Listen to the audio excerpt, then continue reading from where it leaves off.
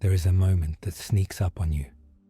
It is not dramatic, no big event, no clear heartbreak, just a quiet realization that arrives one evening when you are alone with your thoughts. You notice that you do not fall in love the way you used to. You still feel attraction, you still feel warmth, you still want closeness. But that old overwhelming pull, the one that used to take you over completely, does not quite happen anymore. And alongside that noticing, there is a strange mix of pride and grief. Pride because you are more aware now. You see patterns, you understand yourself better. You are not blindly repeating the same emotional loops. And grief because something beautiful seems to have slipped away.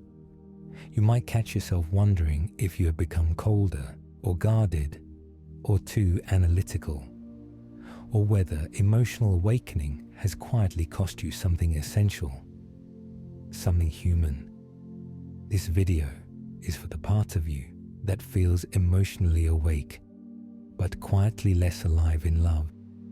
The part that does not talk about this because it sounds ungrateful or confusing or hard to explain. The part that lies in bed at night thinking, everything is calmer now, but why do I miss the intensity so much?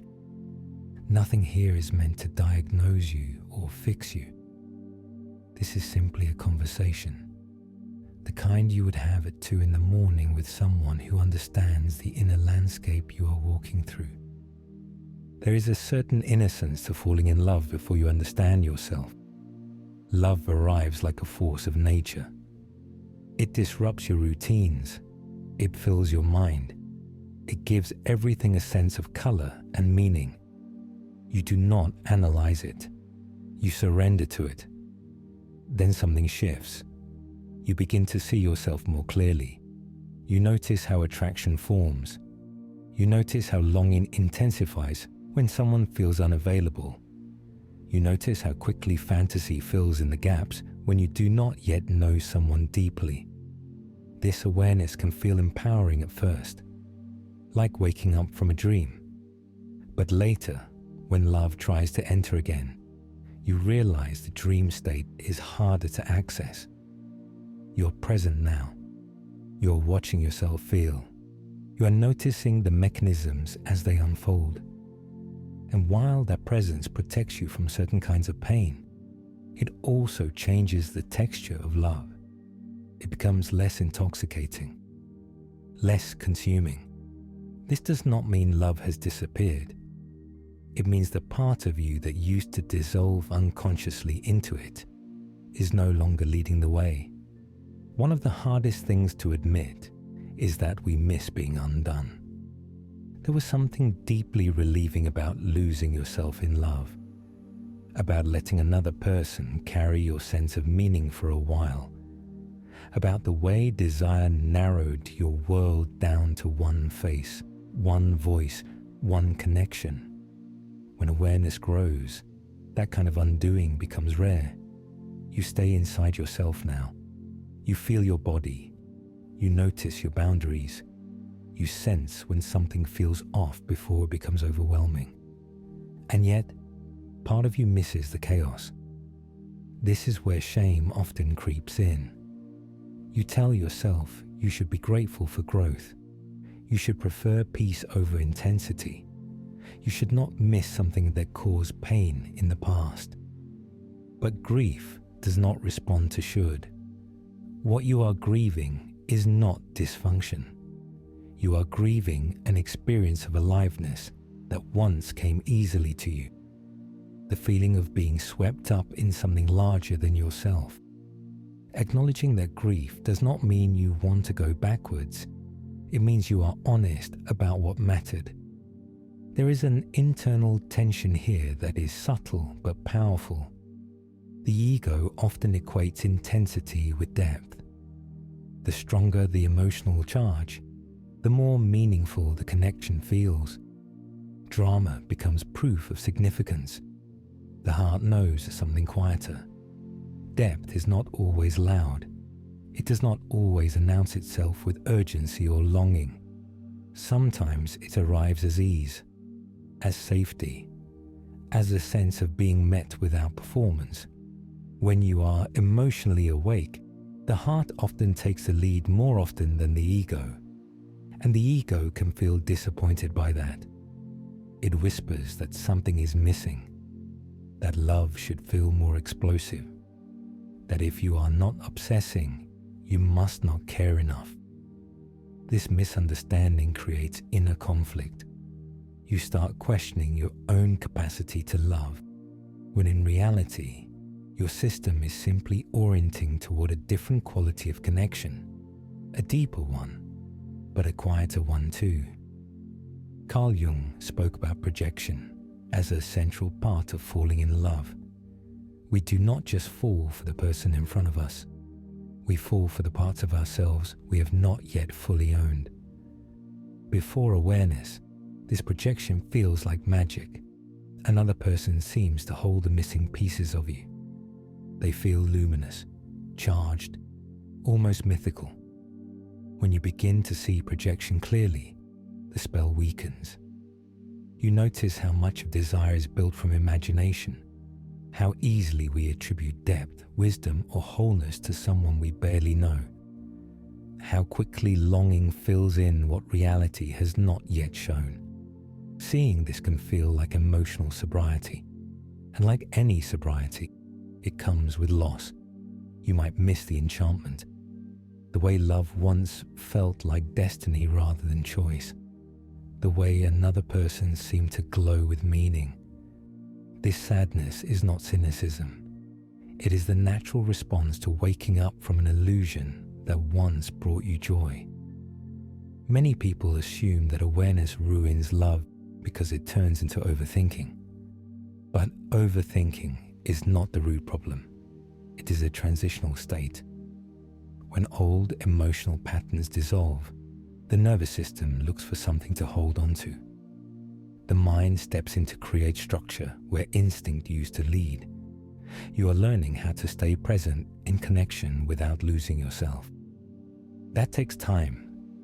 In this phase, feelings can seem muted. Attraction feels cautious. Desire feels quieter. You might mistake this for emotional numbness. It is often not numbness at all. It is a system recalibrating away from urgency and towards safety, away from fantasy and toward reality. That shift can feel empty before it feels full. This experience is not only personal, it is cultural. We live in a time where connection is abundant, but depth is rare, where intimacy is often rushed, displayed, or commodified, where choice is endless and commitment feels heavy. If you are emotionally sensitive and reflective, you feel this dissonance deeply. You want something real, but the structures around you do not easily support it. Dating becomes performative. Vulnerability becomes a strategy. Love becomes something to optimize. In this environment, falling in love can feel harder, not because you are incapable, but because your values no longer align with the pace and surface level nature of modern connection. What you may be grieving is not only your own change, but the loss of a world where love had more space to unfold slowly and meaningfully. One of the quiet truths no one tells you is that love after awakening does not always feel exciting at first. It may arrive without fireworks, without obsession, without the sense that your world has been turned upside down. It may feel almost underwhelming, but this does not mean it lacks depth. It means it does not hijack your nervous system. It does not rely on fear or fantasy to stay alive. Alan Watts once spoke about the difference between falling and standing. Falling feels dramatic. Standing feels stable. Awakened love often feels like standing. It asks for patience. It asks you to trust subtle signals instead of intensity. It grows through presence rather than pursuit. That can feel like a loss if you are still measuring love by its ability to overwhelm you. There is a temptation to turn this experience into a conclusion, to decide that you are no longer capable of deep love, or that awakening has made life flatter, or that something has gone wrong. But grief needs space, not answers. If you allow yourself to miss the old way without trying to fix it, something softens. The sadness becomes less heavy, less personal. You begin to see that nothing has been taken from you. Something has simply changed shape. You are allowed to miss who you were. You are allowed to miss how love once felt. You are allowed to feel sad about the loss of intensity, even if you understand why it faded. That honesty is not regression. It is integration. Here is the truth that may feel uncomfortable. The old kind of love felt powerful because it asked you to disappear. The new kind asks you to stay. It does not promise ecstasy. It offers presence. It does not sweep you away. It meets you where you are. This does not mean it will never feel passionate or deep or moving. It means it will not require illusion to feel meaningful. You do not need to rush to redefine love. You do not need to force yourself to feel something you are not feeling. And you do not need to grieve this quietly as if it means something is wrong with you. Sometimes awakening feels like loss before it feels like truth. You can sit with that. You can let the sadness exist without turning it into a story about your inadequacy.